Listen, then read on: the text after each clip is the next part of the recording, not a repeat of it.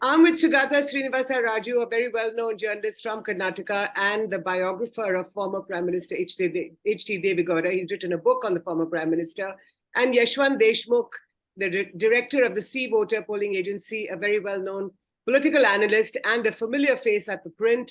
And of course, today we are talking about the big story of the day, of the week, perhaps of the year. This is in Karnataka, a new chief minister has taken oath, Mr. Siddaramaiah. He has a deputy, who is the Congress president of Karnataka, Mr. Shivakumar. Another 8 ministers have taken oath. It's really a big day for the Congress party. It's really sort of won this election, won this state from the jaws of the BJP. And to discuss all this, let me welcome you both gentlemen to ThePrint. Welcome. Thank you. Thank you, Jyoti. Pleasure. Sugata, the first comments from you. You're sitting in the hot seat in Bangalore. Your first comments on what next? How does the Congress party take it from here? I think, Jyoti, it's very interesting. The first cut of the cabinet looks very interesting because it also shows the dilemma of the Congress now, which is trying to balance regions and caste. So the first 8 also are names of very senior leaders, but there are a few who could have been avoided in the first list just to sort of signal things would be better in the days to come. But Congress, you should remember, this particular election and the victory that they've had is such a massive victory that it's a top-heavy Congress. So, I mean, except for about 35 people who are first-time MLAs, you have 100 MLAs who have either been 2-time MLAs or ministers in the past or working presidents of the Congress or presidents of the Congress. And I don't know how those aspirations will get accommodated in the days to come. So, I mean, like you saw, you had a very early trailer of the jostling, for power between Siddaramaiah and DK Shiv Kumar.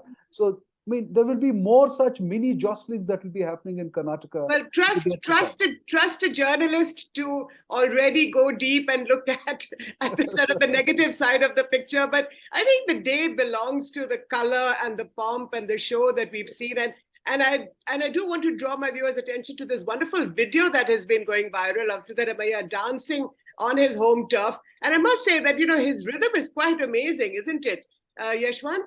The fact is that it's not just the dance, but politically, he's so savvy and he's been able to get his rhythm in the politics of Karnataka. But your first take on what's going on. Yeah, absolutely. And this is a movement of Siddaramaiah. I mean, honestly speaking, yes. Congress as a party, as an institution, its victory is important. I understand that. But let's not forget, it happened because of Siddaramaiah. Because we know for sure that, any anti-incumbency sentiment gets reflected or gets converted into an electoral, bottom line, if I may say so, only if you have a credible face as an alternative to encash that anti-incumbency sentiment, encash that anger against the government. Otherwise, without that face, we know that so many states, even after, I mean, we have seen what happened in Goa. But a credible face was also Shiv Kumar, Yashwant. You had both Siddaramaiah and Shiv. I mean, there is a difference. I'm sorry. I mean, I give him full credit for running a mean election machine. It's important. I give him full credit for providing the resources which the Congress party as such as an organization is so right now, deprived of in that way. So he ran a good machine. He provided the resources as the Congress president. I think he did kind of resonate the fighting spirit of the Congress that yes, we can fight. But at the end of the day, it is the people, it's the masses who need a face. And the trackers for 18 months and even on the exit poll day, we asked the people, which face you have actually voted for. And more than 40% said Siddaramaiah, only about 3.4% or 3.5% said DK Shiv Kumar. So that's a really interesting statistic. Sugata, what do you think? You think that the people voted? I mean, he has, of course, he's the new chief minister, but will he be able to carry the expectations of the people? And do you think he is going to be the big face of the state? mean, by and large, I agree with what Yashwant said, that he's been the most popular face. He's been a very rooted leader. He comes from a backward class community, and he comes from a very important region in Karnataka, the more, prosperous region of Old Mysore. But I will not for a minute take away what DK has achieved, because Exactly. in Yeah. 2013 and 2018 as well, Siddaramaiah was the face of the Congress, and Siddaramaiah locally, nationally, when we try to the broad strokes kind of interpretation that we do, Siddaramaiah has given a lot of importance because, he has become the face of the Congress. But the stitching up was done by Kharge and DK. We should not forget that for the first time after 2008, the Dalits have, voted for Congress. Entire ST, there was a lot of, see, I wrote a piece in the Times saying that in 1994, Veerappa Moily did exactly what Bommai did, which is try to, reject the quota system and give quota to everybody and anybody who was asking for it. And then as a result of it, the Congress fell flat and got the lowest numbers ever since post-independence. But I said either Bommai will get 150 seats or he'll go down like Moily, and that's exactly what has happened. And in that exercise, of this whole stitching up of the numbers for the Congress, see, Siddaramaiah has never been an organizational man. In fact, I even remember writing, I was So running he brings the charisma, if you like. Does he bring the charisma?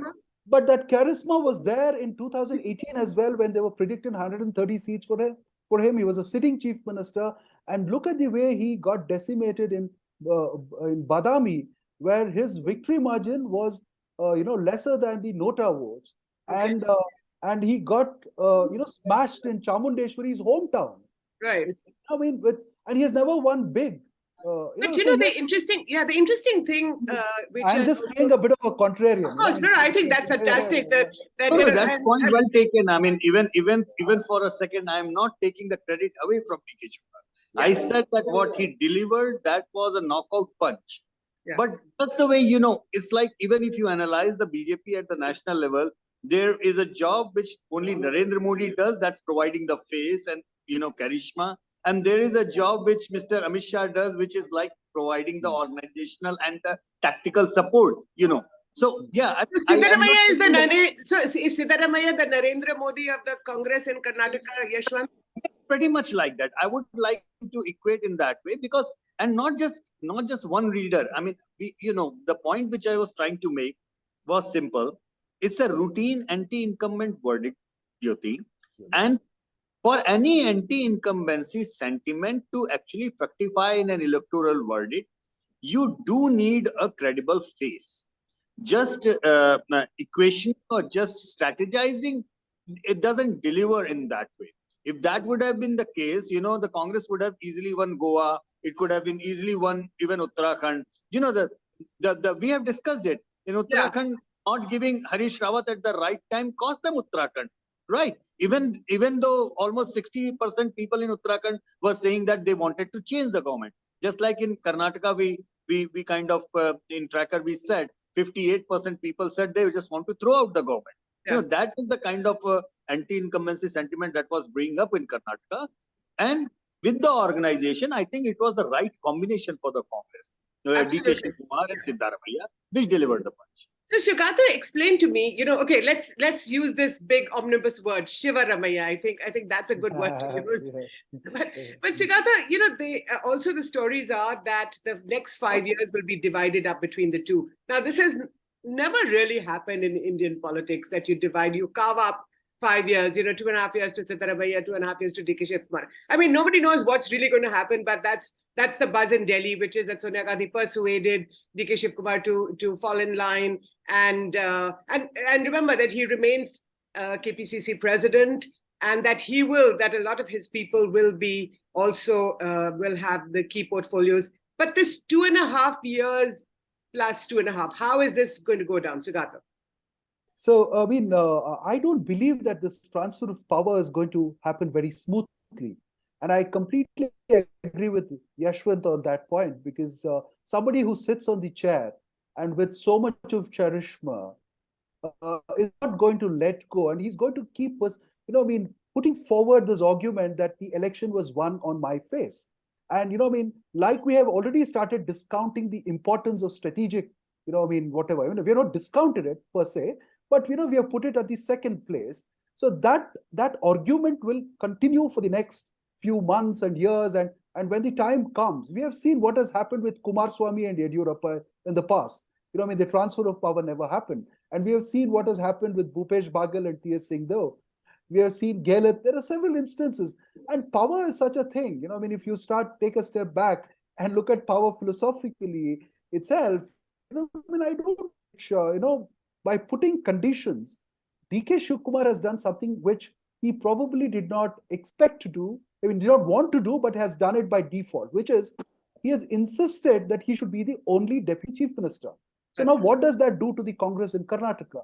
See, there is a Parmeshwar who has run the party for the longest period since post-independence, and the accusation is that Siddaramaiah defeated him in 2013 so that he does not become a contender for the chief minister's chair. So there is Parmeshwar. There is R.V. Deshpande, who has run the party for a long time. Okay. So and there is K.H. Muniappa. There are so many of these people, and there are Lingayats. There are 34 Lingayat MLAs, and there is no one is going to be a DCM after, they all lock, stock, and barrel moved from the BJP. So it's going to create a lot of prickly situations. And I don't know what kind of argument the Congress will make, given this kind of treaty that they have had in Delhi between Siddaramaiah and D.K. Shivkumar. And both of them are from the same region, mind you. They're both from the old Mysore region. So what happens to the rest of the 5 regions in Karnataka? I like the words that you're using, Sugata, treaty, DCM. It's interesting that there was going to be this power play between the top 2 men in Karnataka. It will be really fascinating to watch. But Yashwant, my question to you is that what is your analysis of what's happening inside the BJP? Prime Minister Modi has gone to the G7 summit. I'm sure he's watching what's going on in Karnataka. I'm sure one year is in Karnataka already. But, inside the BJP, this is the first time that they have lost a big state in the last 9 years. How do you think they are coping with this loss? Well, actually, Jyoti, it could be the blessing in disguise for them, if they can actually read it that way. I know it must be hurting them because they are so much in the mood and mode for winning the election. And to give due credit that, they don't really give it easy. They fight it out, really, really. And particularly the Prime Minister, because you see, we have seen the way the trends change in Bangalore region after his campaign. BJP should not have won more than 4 or 5 seats in Bangalore region. Honestly speaking, that's what our pre-poll surveys were also kind of looking out, that it will be very, very difficult for them to get into the double digit. But it did turn around. So they give it a fight. But having said that, the point which I'm trying to make is that if the BJP could actually look into that blessing in disguise, because in the name of double engine and triple engine, how many engines they are adding, somewhere down the line, they started this double engine narrative across India just to ensure they get better numbers in the Rajya Sabha. That task has been achieved, but they did not realize the side effect of all that campaign, that when you are having a double engine or triple engine, including the local governance, all the incumbencies start building up against you, that anti-incumbency sentiment. You don't have anybody else to blame now that for the failure and the misgovernance and everything that comes along with it. So I guess somewhere they needed to understand, and somebody needed to underline this, and who better than Karnataka people, that you see, Mr. Prime Minister, we like you. Your rating in Karnataka is still very high. We definitely feel we might like to vote for you in the Lok Sabha election, but this is not the fight that you should be coming for. This is not something which you are carrying. This is not something which we are voting you for. This is something. But the fact that Prime Minister Modi was there, he did 19 rallies, he did 6 road shows, including one long 18-kilometer long road show in Bangalore just a couple of days before the PM put his reputation on the line, Yashwant. Absolutely. And it will not go wasted, Jyoti. That's the point I'm trying to make. Okay. PM putting up the campaign in the Vidhan Sabha elections is like the debenture which will get converted into shares when the times come. You know, it's that kind of share convertible debentures. It's that kind of investment. So his investment is not going to be wasted. But what the public has very clearly told on earlier occasions as well. Remember, in 2015, the same Delhi electorate which gave 7-0 in 2014 gave 67-3 in 2015 for Arvind Kejriwal. That's So right. public has been saying it very clearly. You know, it's like don't push too much. We are here, we like you, we support you, but that doesn't mean that we will give every person who is giving misgovernance, bad governance, everything wrong that can come with the governance, and you want us to pardon that setup just because you are saying so. That is not gonna happen. Right. So thank you for coming. We will vote for you when you are on the ballot. But as Right. far as we are concerned, you are not on the ballot at this point of time. Well, that's fascinating. But Sugata, the question is, does this burst the balloon of invincibility of the BJP? You know, so far we've been saying No, that the that has BJP been busted so many times. The thing is, that balloon has been busted so many times in the last 9 years. I wonder if anybody has done this hard count. BJP has actually lost 50% elections in this country. There was no balloon to burst. Please try to understand. Public has been so clear, so crisp and clear in each and every of their mandates all along. BJP lost 50%. Let me say this again, underline it, remember it. BJP has lost more than 50% elections in India in the last 9 years. Well, I think we'll talk about how the BJP has lost various elections to different political parties, not just the Congress. But Sugata, the question to you: in the Karnataka today, in Bengaluru, where you are, what is the feeling? Is the feeling that we have defeated the BJP? Is the feeling that that the Congress has won? Is it key that usko sabak sikhaya? Has the BJP been taught a lesson by the people of Karnataka? Jyoti, there's a small section which thinks like that, but I think the wiser section does not look at it that way. See, I tend to agree with what Yashwant just said, which is Modi came, did his job. And if you look at, I mean, we were talking to the BJP people in January, between January to April, and a lot of them said that we may end up being in the third place, getting 40, 45 seats. And Modi did make a difference. Modi, see, the first thing we need to remember is that 36% vote share that they've retained is very interesting because it's now a pan-Karnataka vote share, which was not the case earlier. So now, they have made inroads into areas where the JDS has to run for cover. Like and what? Congress Like where? Like in south of Karnataka. Right, they've made a small entry, but it's a significant entry. And of course, the turnout in coastal Karnataka dropped for them a little bit, and which was quite surprising because there was, kind of a bit of rebellion there in the Hindutva area. So that is there, and the Lingayats were ambivalent, and this Bommai as a figure was a hate figure. I mean, he's someone. I think the BJP would have benefited a little if they had just shunted him out, because he became a kind of symbol of hatred and anger, and the BJP, which is usually very good in countering all the narratives, just kept quiet when the corruption narratives were happening. And as journalists, you and I would know that we would want to look at evidence. The evidence was similar to, the evidence that you would see in other cases when corruption is spoken about. So corruption was there. It was not that it wasn't there. But the 40% charge that was coming from a very, very, kind of not so credible body called the Contractors Association, who are well versed in sort of, distributing commissions. Largesse, they just did not counter the narrative. And as Yashwant pointed out, Bangalore. I thought Bangalore, they're going to be wiped out. It's a cluster of 28 seats. And look what he did. It was, quite simple electoral acumen.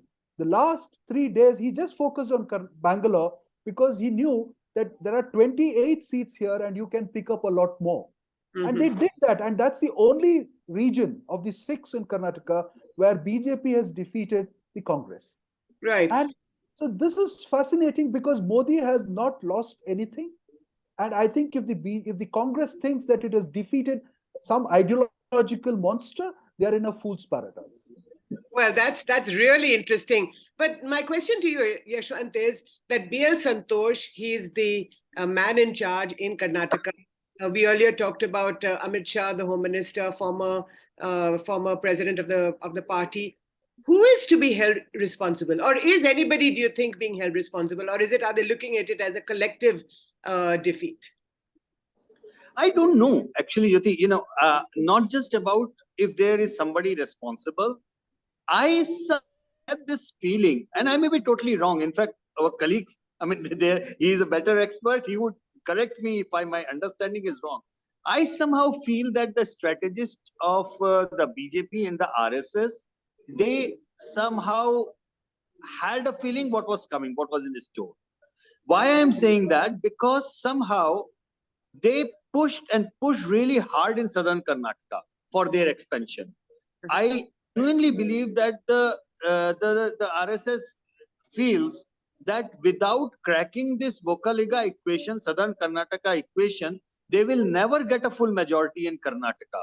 There will be always a demand for Operation Lotus, which will eventually dilute their agenda, open to Which basically getting, means, just for our viewers, Operation Lotus basically means that when you are trying to poach from one party to the other, so poach from either the Congress party or the JDS, whether in terms of bribes or any other way. Go ahead. All that import actually did not go down well with the organization and the Karyakartas of the BJP, because I mean, they had to be imported to get the majority, but it kind of complicated the entire power structure or the organizational structure from bottoms up in many of the seats.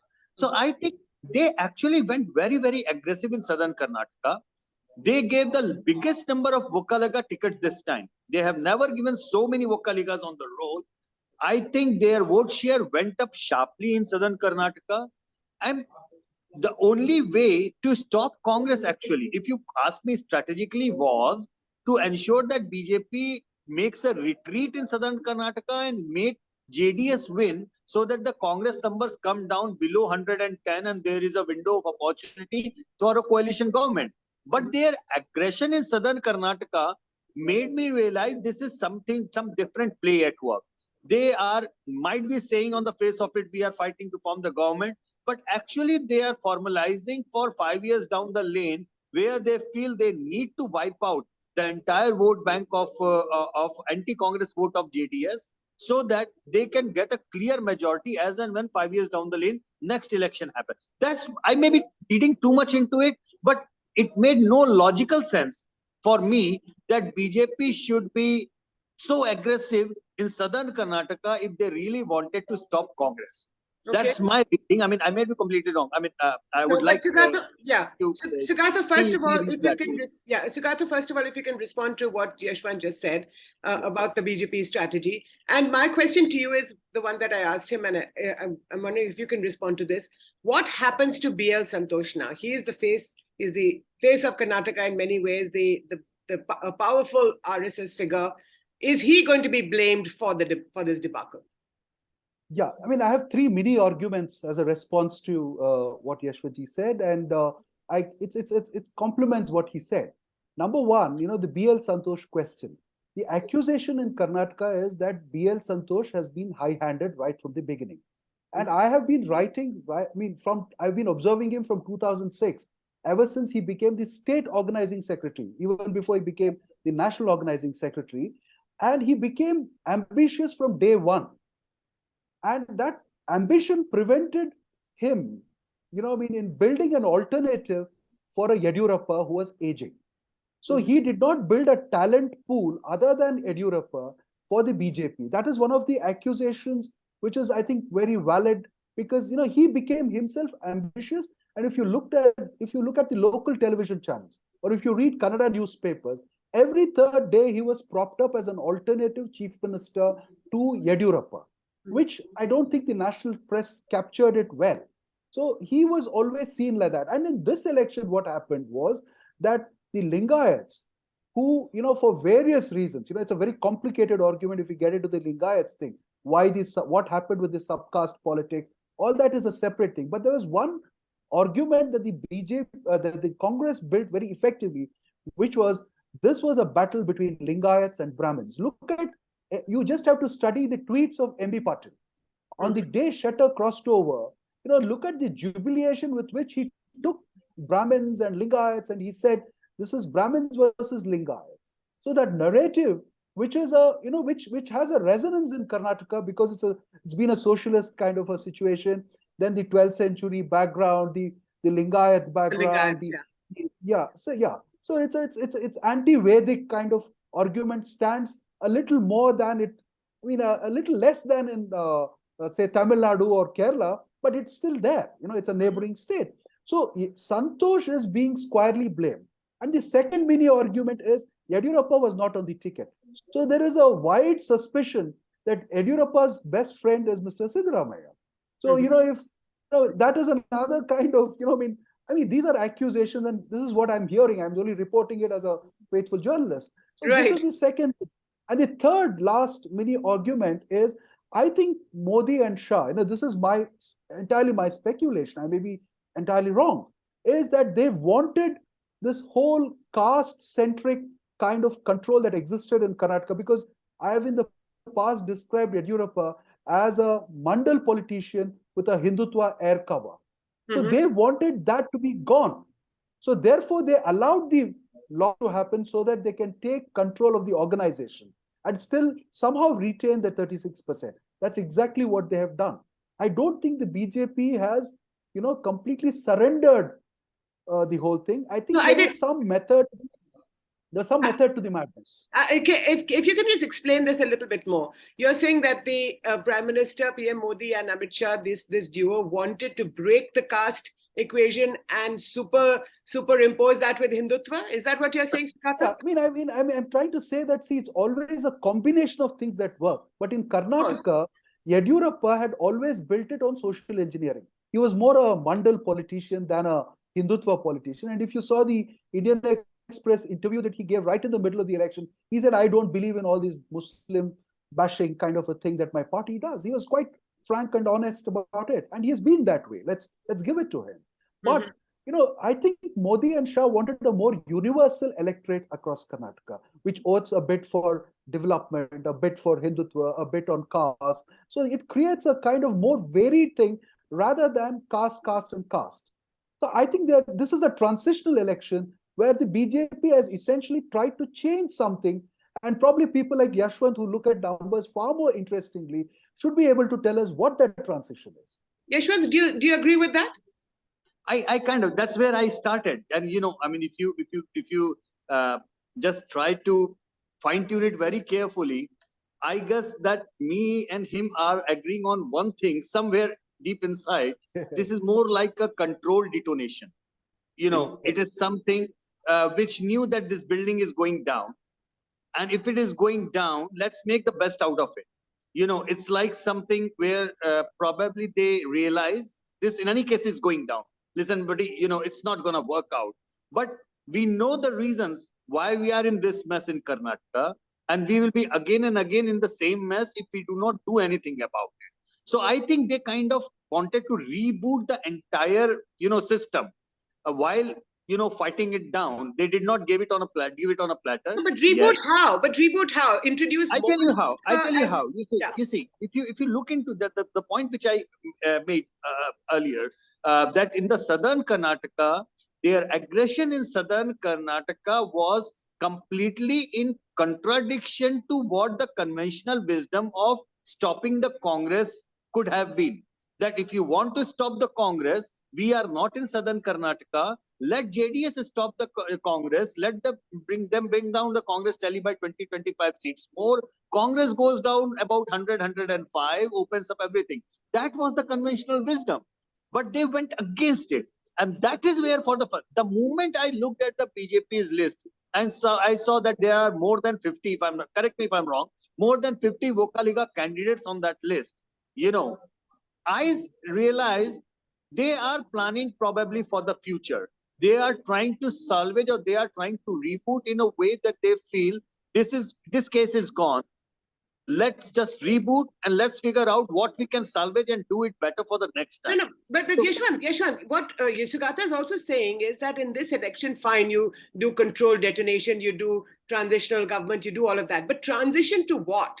Transition to more Hindutva and To make the BJP less dependent on Lingayats. If you look at their politics in the last 9 years, no, less they dependent have on the taken guy. But what each is and the every state. Each and every state, Jyoti, if you carefully study, they have tried to take the BJP out from its old mold, where there was the base, and they saw that it is unable to grow because they are just too restricted in that mold. So therefore, is Hindutva taking up that increased space? Is my question. No. Is Exactly. Hindutva taking place? I think what they are trying to do today, we will know, because I think that gave a sort of surprising analysis of 2019 verdict. When they breached 50%, I don't think anybody actually expected that. Okay. Even though our exit poll was also showing about 46-47%, but even we did not kind of saw that, okay, can they touch 50%? No way. That is something which BJP does in Himachal Pradesh, Gujarat, Karnataka, no way. Okay. But the combination of Congress and JDS coming together in 19 actually helped them propel them. So they could sense that potential. I think they are trying to homogenize the BJP base in a different way. They do not want it to be dependent on one single Lingayat thing. They want to Fair pick enough. up more OBCs, more Vokaligas, and make it a pan Karnataka thing, which Okay. I think there are trends visible of that. Okay, so can I, Sugata, can I come to you and ask you about the Congress party? Now, what happens to the Congress party? We talked about Siddaramaiah, about Shiv Kumar, how he retains control of the party in many ways. But let's talk about the larger picture. Rahul Gandhi, Priyanka Gandhi, they did put a lot of effort into Karnataka, especially Priyanka. Do you think that Rahul's Bharat Jodo Yatra, it's been said that the areas through which he passed enthused the cadres to put more effort into the ground? What does this do to the Congress party? And remember that 10 months from now is the general election. Shiv Kumar has said he'll win 20 seats out of 28 seats. That's the buzz that he's told Sonia Gandhi, that out of 28 seats in the Lok Sabha, I'll get you 20. Yeah, coming to the Bharat Jodo question that you asked me first, I mean, I've looked at, it's about 20 constituencies, 500 kilometers. I don't think, I think it's a retrospective kind of credit that is being given to Rahul Gandhi, because I looked at I was watching it very closely, even when he was walking there, and the constant growls of people around Shiva Kumar and other leaders was that Rahul Gandhi is not doing what will help them electorally. No, even when he was passing by, even if you look at, was he signaling to the Muslims when he was walking, in Mysore district or Srirangapatna, or was he, trying to tell a few things to people that would sort of, you could join together and construct a kind of, victory later. I don't think he was trying to do anything. In fact, they were always telling us that this is not being done for electoral gains. This is not to make Rahul Gandhi the prime minister. So they were always on a kind of a denial mode. And see, it may have contributed to a small extent, but look what happened in Telangana just after Rahul Gandhi had walked there. They lost all the local elections there. So I think it's a retrospective. They do it in the Congress. They want to create some kind of a thing for Rahul Gandhi. Basically, Pappu nahi pass hua. According to Sugata, Pappu pass nahi hua. No, it's not about that. I don't think we should reduce it to that thing. But even if you look at the campaign of Rahul Gandhi in Karnataka, he did not for once speak about crony capitalism, which is his pet subject. He did not once, refer to any kind of national issue. He was playing the local game, and his sister actually, by her presence, wider presence, campaigned much more aggressively. And aggressively is, not the kind of aggression that we see them elsewhere, where it sort of goes and, offends somebody or whatever, but aggression in terms of energy. So she did a commendable job, but all of them remained local, absolutely local. They did not touch any issue which would sort of, except for the Bajrang Dal thing. So what is the reason for that, Sugata? Why did they keep it local and not make it pan? Because I think they sensed the anti-incumbency and the anger against the BJP, and they knew if you sort of give them a leg up, to pick up a Hindutva issue, it would completely sort of sort of defeat them, like it has been in the past. A risk of defeating them. They focused on welfare. I mean, I don't know how they're actually going to fulfill all their guarantees, because that's a separate debate. I mean, they also focused. I mean, the only thing that they did was to bring in the Hindutva thing. That was an injection, which I thought at that point of time that it may be a little detrimental, but it seemed to have pulled off with the Muslims, because there was so much anger that the Muslim consolidated. And but the reaction to the Bajrang Dal ban issue among the local people, including D.K. Shivkumar, was that, oh, no, this is something that we don't know.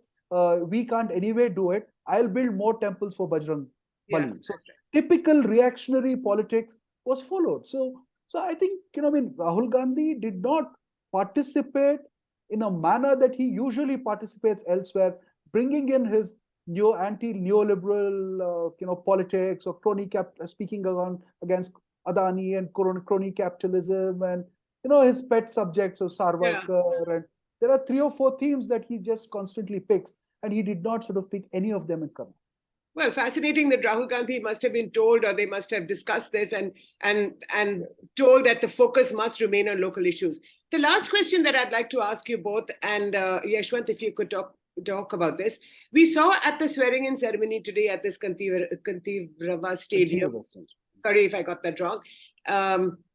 Kantirava Stadium. The presence of all these other leaders. You had Stalin from Tamil Nadu. You had Sharad Pawar from Maharashtra.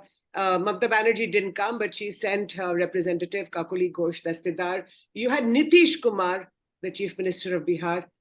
It was almost like the United Front was trying to make a comeback, and that they now understand that if they don't hang together, they will hang separately. Well, first thing first, I agree with whatever Sugata said.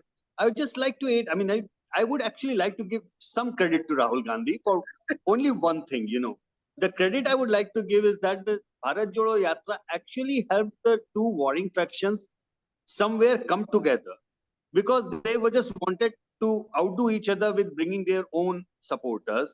And those supporters came with the Congress banners, and that groundswell actually helped those supporters to believe that, okay, this is the massive strength that we have and we can win this. So I think that Bharat Jodo Yatra stretch was helpful in this important point, that both the warring factions were together. And somehow that they decided, okay, yaar, pehle election jeeto, baad ki baad mein dekhenge wale andaz mein, that's something like that. However, going beyond that, understanding that this particular verdict has some national level indication, or it can be used as some indicator for any form of opposition alliance or kind of thing. And opposition unity, yeah. Yeah, that would be far-fetched. To be honest, for 2 reasons. Number one, Jyoti, that, on the same day of the exit poll, we also asked those 40,000 plus people that we interviewed, and we said that Congress is winning hands down. We also asked the same set of people, whom would you have voted for if there would have been Lok Sabha elections today? And there was a reverse kind of swing in that voting preference. So that 5-point lead converted into 10-point deficit immediately for the Congress. For the Congress, same set of people, same question, just asking that what it would have been. So I feel it was also like something kind, what we call in the Indian typical kitchen, pressure cooker mein ek safety valve hota hai na. The moment that they gave that anti-incumbent vote, that pressure or the anger is released, and that has rebooted that system, number one. Number two, in 2014 and 19, Jyoti, which of these opposition leaders actually fail? None of them. Mamata, Stalin, you name them, Biju Janata Dal, TRS, all the non-Congress opposition parties, they won their territories hands down or they tried to fight it out. Even for the sake of Samajwadi Party and BSP, they actually tried to come together and fight it out. So they did their part. BJP is not in power because these parties and these leaders failed. Stalin drove home like 39 out of 39 kind of thing, you know. So these are not the leaders because, they did not fail. You cannot attribute to their failure that BJP is in power. BJP is in power because Congress failed terribly in those 200 odd seats where Congress fights BJP heads on, head to head. So this entire opposition unity, it means nothing because Mamata Banerjee cannot get a single vote for DMK in Tamil Nadu. Stalin cannot get a single vote in Haryana, and so on and so forth. They are already at their optimal performance. They are doing great, by the way. They have defeated BJP flat out. No, but I think that the argument being, which is a traditional argument, that each party fights in its own home turf, and then somehow khichdi baad mein jab pakegi tab dekhenge ki kya hoga. For that, Mamata has given a very straightforward equation, and that makes sense. What Mamata Banerjee said that Congress should be contesting only in 200 seats. वही बात है ना? She is saying, ये 42 मैं लड़ लूंगी बाबा. Why are you wasting your time here?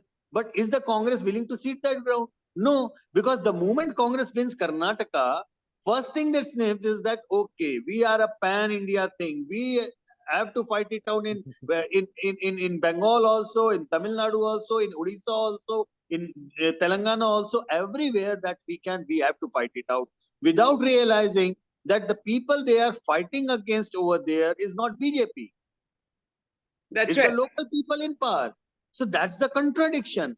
The contradiction it's the wheels within the wheels. So it's the way that is being projected. I think, to be fair to all other opposition leaders, they have been fighting out BJP tooth and nail, and they have been winning. They have been defeating this BJP machinery.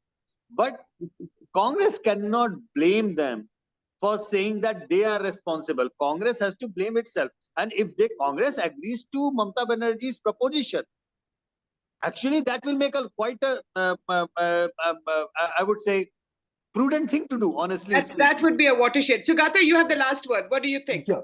See, the optics is fine, Jyoti. I mean, it's a constructive kind of a thing. People, opposition leaders coming together. If you recall, 2019, when the coalition government was formed with Kumaraswamy as chief minister, Deve Gowda similarly arranged everybody to fly in, from Sonia Gandhi to everybody was there. Right. And it was a similar kind of. But what happened 1 year down the line? The accusation is that the man who's just become chief minister, he sent 17 of his people across to sort of get Yediyurappa into the chair. So that is a separate thing. The other point, more important point, is that the regional players, be it Stalin or Mamata or KCR or Biju Janata, all of them have occupied the space that the Congress once occupied.